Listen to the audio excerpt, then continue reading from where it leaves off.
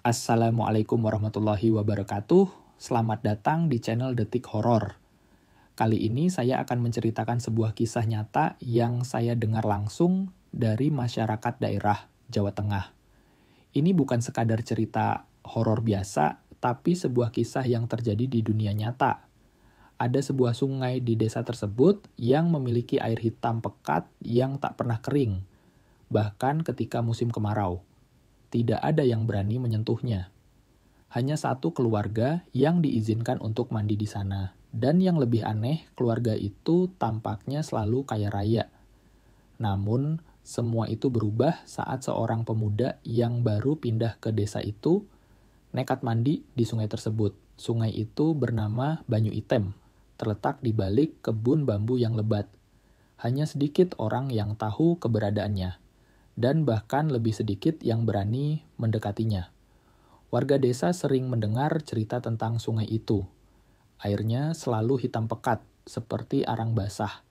Meskipun tidak ada bau apapun yang menyengat, Pak Darto, kepala keluarga yang tinggal di rumah besar di dekat sungai, adalah orang yang sangat kaya, namun anehnya tidak ada yang tahu dari mana sumber kekayaannya. Lumbung padinya selalu penuh, sawahnya luas, dan mobilnya gonta-ganti. Tapi wajahnya selalu terlihat pucat, seakan-akan ada yang menghalangi sinar matahari untuk menyentuh kulitnya. Yang lebih aneh lagi, Pak Darto dan keluarganya adalah satu-satunya orang yang diizinkan untuk mandi di Sungai Banyu Item. Warga desa sering mendengar suara-suara aneh setiap malam, terutama pada malam Selasa Kliwon, yang datang dari arah sungai. Tawa cekikikan perempuan tua sering terdengar meskipun tidak ada siapapun yang terlihat di sekitar sungai. Warga desa yang mendengar ini hanya bisa berdoa dan tidak berani mendekat. Jangan pernah masuk ke air itu hanya untuk keluarga Pak Darto. Begitu pesan yang selalu didengungkan oleh orang tua di desa tersebut.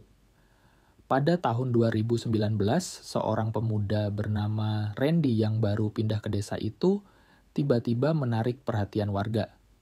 Randy berusia 22 tahun dan berasal dari kota besar. Ia seorang yang skeptis dan tidak mudah percaya pada hal-hal yang tidak masuk akal, termasuk cerita-cerita horor yang beredar di desa tersebut. Randy berpikir bahwa semua itu hanya cerita rakyat yang tidak lebih dari sekadar tahayul. Air hitam gitu aja ditakutin. Paling cuma limbah bambu, kata Randy suatu kali kepada teman barunya yang membicarakan sungai tersebut. Suatu sore yang terik, saat Randy sedang berjalan sendirian, matanya tertuju pada Sungai Banyu Item. Tertarik dengan cerita-cerita yang didengar, ia merasa penasaran dan memutuskan untuk mengecek sendiri. Tanpa berpikir panjang, Randy melepas pakaiannya dan langsung terjun ke dalam air yang gelap itu. Pada awalnya, ia merasa biasa saja. Airnya sangat dingin, bahkan lebih dingin dari yang ia bayangkan.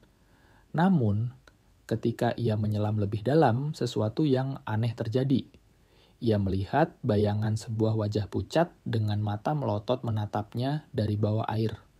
Randy segera panik dan segera muncul ke permukaan. Namun, saat ia melihat ke sekitar, airnya kembali tenang. Tidak ada yang tampak, hanya ada dirinya di sana. Randy menganggapnya sebagai halusinasi karena ketakutannya terhadap tempat yang asing. Namun, setelah malam itu, Randy mulai merasa ada yang aneh dengan dirinya. Ada perubahan fisik yang mencolok pada dirinya. Tubuhnya semakin kekar, lebih berisi, dan energinya semakin meningkat. Tetapi sikapnya mulai berubah. Ia menjadi lebih pendiam, lebih banyak melamun, dan sering mengucapkan kata-kata yang tidak dimengerti. Beberapa hari setelah peristiwa itu, perubahan pada diri Randy semakin jelas. Warga mulai merasa khawatir dengan sikapnya yang semakin aneh. Ia sering berbicara sendiri dan kadang-kadang ucapannya tidak bisa dimengerti. Banyu isi kotor, kudu nyedot liane, air masih kotor, harus menyerap yang lain. Randy mulai menolak makanan dan hanya tidur sekitar 1 jam dalam sehari. Tubuhnya tampak semakin kuat, tetapi rohnya tampaknya semakin kosong. Suatu malam, saat Randy sedang berjalan di sekitar rumahnya, ia tertangkap basah sedang menyeret seorang anak kecil ke arah sungai. Warga yang melihat itu langsung panik. Ketika ditanya, Randy hanya menjawab dengan suara berat dan dalam yang tidak biasa, "Dewi Segara butuh tumbal. Aku wis dadi perantara. Ratu Sungai butuh tumbal. Aku sudah jadi penghubungnya." Warga desa mulai ketakutan. Mereka tidak tahu apa yang harus dilakukan dan segera menghubungi seorang kiai sepuh dari desa tetangga untuk mencari solusi. Kiai sepuh yang datang ke desa memulai ritual pengusiran pada malam yang sama.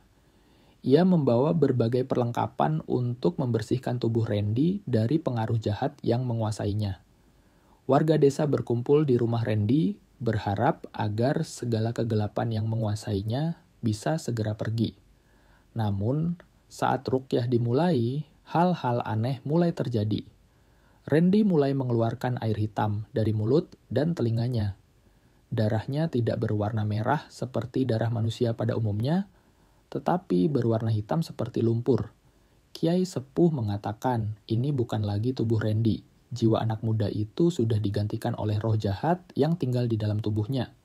Ritual pengusiran dilakukan selama 3 malam berturut-turut tanpa henti. Ayat kursi dibacakan berulang-ulang. Namun, semakin malam semakin banyak kejadian aneh yang terjadi.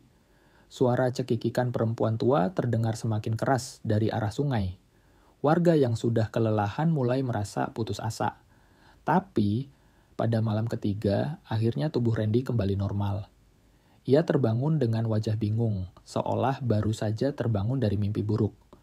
Namun, saat fajar tiba, warga desa menerima kabar yang mengejutkan. Pak Darto ditemukan tewas di rumahnya dalam keadaan mengenaskan. Tubuhnya penuh dengan luka seperti dikoyak oleh cakar besar. Dan yang lebih aneh, tubuh Pak Darto seperti telah berubah menjadi kerangka dalam sekejap. Wassalamualaikum warahmatullahi wabarakatuh. Setelah kejadian itu, keluarga Pak Darto pindah dari desa. Rumah besar mereka kini terbengkalai dan sungai Banyu Etem yang dulunya hitam pekat kini berubah menjadi bening. Namun, meskipun airnya berubah, warga desa tetap tidak berani mendekati sungai itu lagi. Jangan sekali-kali kamu meletakkan diri di air yang bukan milikmu, pesan terakhir yang selalu diingat oleh warga desa tersebut. Karena sungai itu bisa membawa roh yang bukan milikmu masuk ke tubuhmu, dan siapa yang tahu, mungkin ada yang sudah masuk tanpa kita sadari.